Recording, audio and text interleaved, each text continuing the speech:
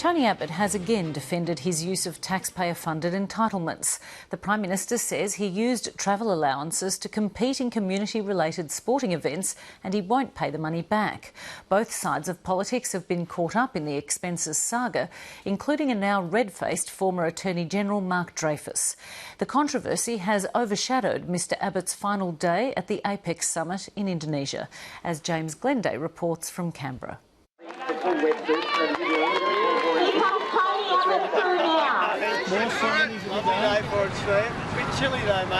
How are you, Kai? Tony Abbott's a fitness fanatic. Almost every day he's on his bike, in his swimmers, or out for a run. But it turns out some of his athletic achievements haven't strictly been private pursuits. So another day that should have been dominated by diplomacy was instead spent defending his use of taxpayer money. I believe that all of my claims have been within entitlement. It doesn't matter what the rules are, there is always going to be an argument at the margins. The Prime Minister says he was entitled to bill the taxpayer about $1,300 to compete in this Ironman event in Port Macquarie in 2011 because it was in an electorate the coalition thought it could win. And he says there's nothing wrong with claiming allowances for other community-related sporting events, such as his yearly charity bike ride, the Poly Pedal. It is a perfectly legitimate thing for a Member of Parliament to do, and yes, to the extent that it involves being away from home, I'll claim travel allowance. Tony Abbott is just one of several senior government figures embroiled in the expenses saga after it emerged he'd used public money to attend weddings. Snouts in the public trough should be an easy line of attack for an opposition. This morning, Labor frontbencher Mark Dreyfus was calling for an investigation. If they have applied this lack of understanding of the rules to other events that they may have travelled to, clearly there's definite scope for some serious investigation. But this afternoon he was apologising.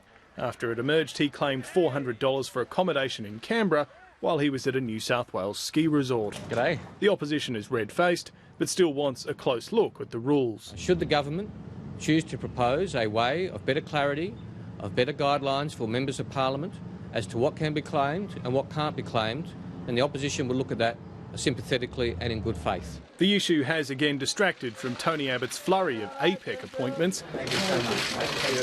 He's continued work on his Stop the Boats plan with PNG and apologised to Malaysia over the coalition's comments on the Gillard government's now defunct refugee swap deal. Our opposition was never to Malaysia, it was to the former government. Mr Abbott doesn't see eye to eye with his Canadian counterpart Stephen Harper, who has decided to boycott the Commonwealth Heads of Government meeting in Sri Lanka to protest the country's human rights record. I do this with somewhat of a heavy heart. This is a great disappointment. But the Prime Minister's office is declaring his first major international conference a success.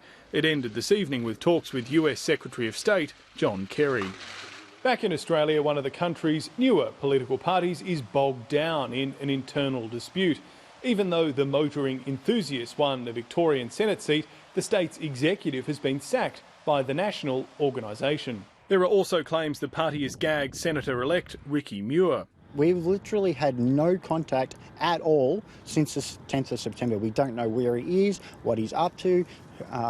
Nothing has come to us about what is actually happening with him. The party's executive says the Victorian branch had ignored clear guidelines. This is kangaroo poo. Senator Muir is one of 8 key crossbenchers the government is likely to need to pass legislation.